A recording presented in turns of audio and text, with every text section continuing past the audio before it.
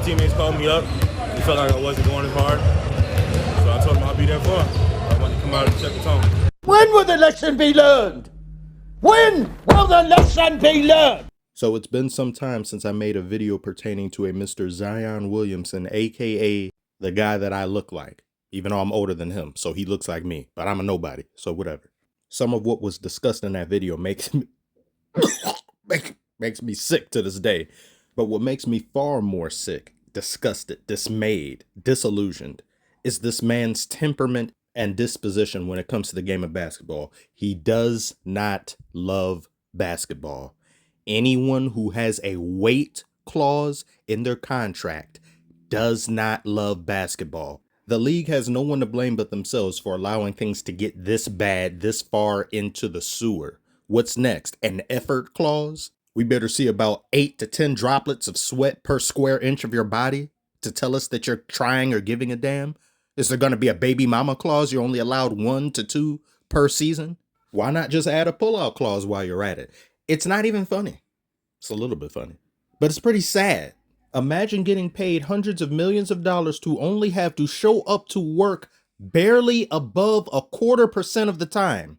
And now imagine each and every single time you get paid, your boss has a checkbook in one hand and a scale in the other. He asks you, are you going to come in for your shift today? Oh, no. Okay, that's all right.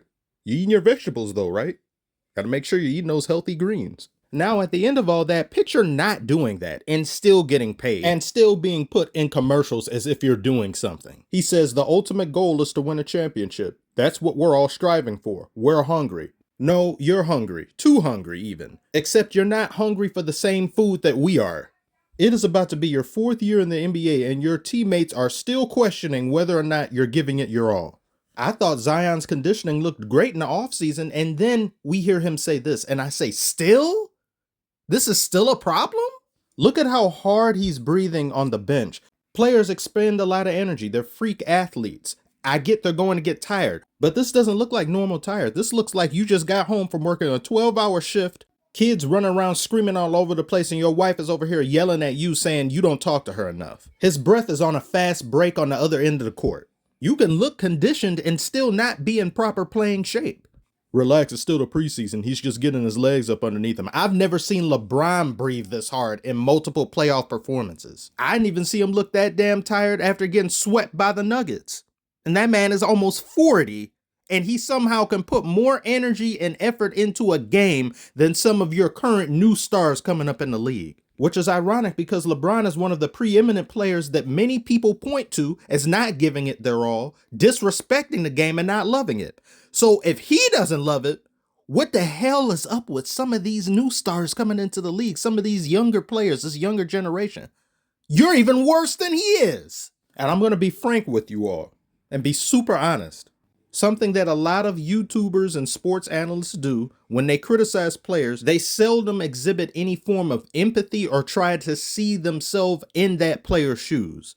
They talk about it as if they've played the game, as if they're athletes themselves.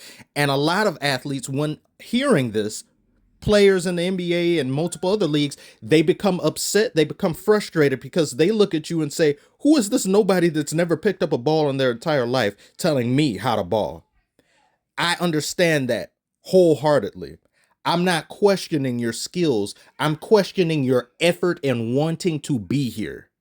When somebody like me, any of us who go about our day-to-day lives, you got to put food on the table. You've got to supply yourself with resources. You've got to work a dead-end job that you don't like, but you go in anyway because you know you have to do it.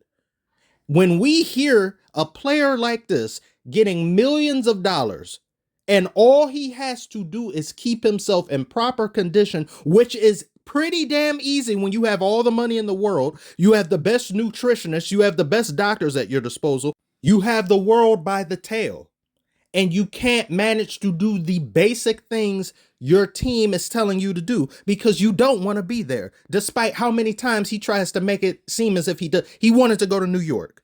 He doesn't want to be there. He is showing it in more ways than one, and he will eventually leave. And let's say they manage to make a deep playoff run this year. You will not get the same thing next year. Zion seems to me somebody like an Anthony Davis.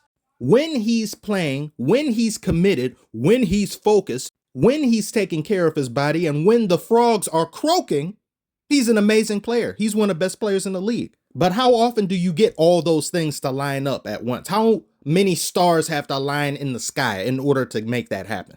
Every 5-6 games? And I mean this when it comes to Zion's availability and commitment. If Zion is playing, he looks great. But the fact that that's always an if is what the issue is here. Every time someone talks about Zion, be it on ESPN or any other sports network, they have to put the phrase when healthy before it.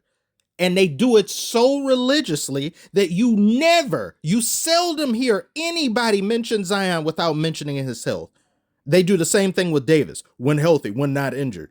There's so many players like that in the NBA, and there didn't used to be. It'd be bad enough if it was just a couple players, but it's far too many of them. And with the NBA basically coming out this offseason and saying, yeah, the science doesn't really support load management, or load management is a bunch of bull. That's them admitting to fans, yeah, we've let this monster get out of control. We fed it too much. It's gone crazy. It's gone off the deep end. We got to try to put it down. Oh, now you want to put it down.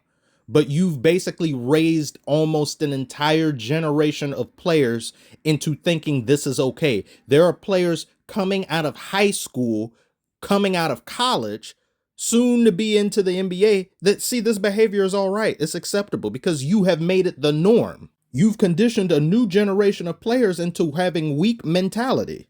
You've also shown them in your handling of Kyrie Irving, Ben Simmons, Kawhi Leonard, that you can and will tolerate part-time players.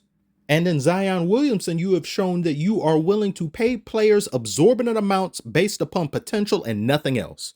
Zion doesn't like being here, just pay him more money. Make him happy. Even though money can't buy happiness, it can make things certainly easier. Maybe our title hopes will be easier. Our playoff chances will be easier. And you have fans themselves co-sign this and say, what are they supposed to do? They have to pay him. Why do you have to pay him? I don't have to pay you a damn thing. If you're not committed and I have to keep having this conversation with you each and every single offseason into the season, bye. I should only have to tell you to take care of yourself once for $30+ million a year. To have to say it more than once is crazy. To have to say it 3 times is ridiculous. And to add a weight clause to your contract is down tremendous. I hope everything that I've said thus far in this video and most of the topics, if not all of them, age like milk. I don't enjoy these types of shenanigans and seeing them in display. I don't like hearing about them. I don't like having to bear witness to it each and every single time I watch a basketball game and there are stars here sitting, stars over here. Oh, this guy out for questionable injuries, where you're thinking like, how'd you get injured? Like, what do you do? Like, teams can say anything that they want. And I hope they actually take serious the investigation into certain injuries that people just go and name, where you look at them and you turn your eyebrow up and say, really? You're injured? Like, please enforce your rules, NBA, and put a stop to this. I hope Zion plays the majority of this season. I hope he's an all-star. I hope the fans in the city of New Orleans get to enjoy him being here and seeing him play and not be out constantly every other time. I really do hope and wish for these things.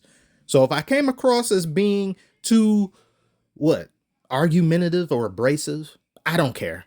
Think about how some of Zion's teammates are feeling. The ones that said, hey, you got to do better out there. You got to put forth more effort in practice. You got to do this and that. They're annoyed and irritated too, because they don't have the cachet that he has. Their futures aren't set in stone. They're not set for the rest of their life in some cases. They're out here trying to win. They're trying to put the city on. They're trying to be good at their job. And if we aren't all on the same page, how the hell are we supposed to make anything of ourselves?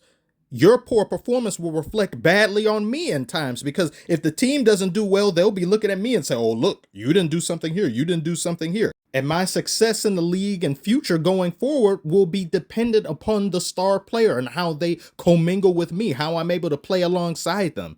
And if I can't do that, then what the hell else am I supposed to do? Get traded numerous times over and over? Have your trade stock go down because, oh, you couldn't do this? Like, it's really unfair. It's uneven. I know there's superstars and there's going to be role players and things, but the role players give a hell of a lot more effort in the way of dedication to the game and love for it than a lot of these superstars do. They get so talented and so rich now with the contracts, they become content to not give it their all. Because what's the downside if I don't? I'm not going to lose my money. It's guaranteed. My family's taken care of for the rest of my life. There's no reason. This is something I definitely want to hear people's thoughts, opinions, and comments on. Do you think Zion is going to be able to remain healthy? Do you think I've been too critical? Do you think he's going to stay in New Orleans for the long term? Like the video and subscribe if you're new. Thank you so much for watching, and I will see you on the next one.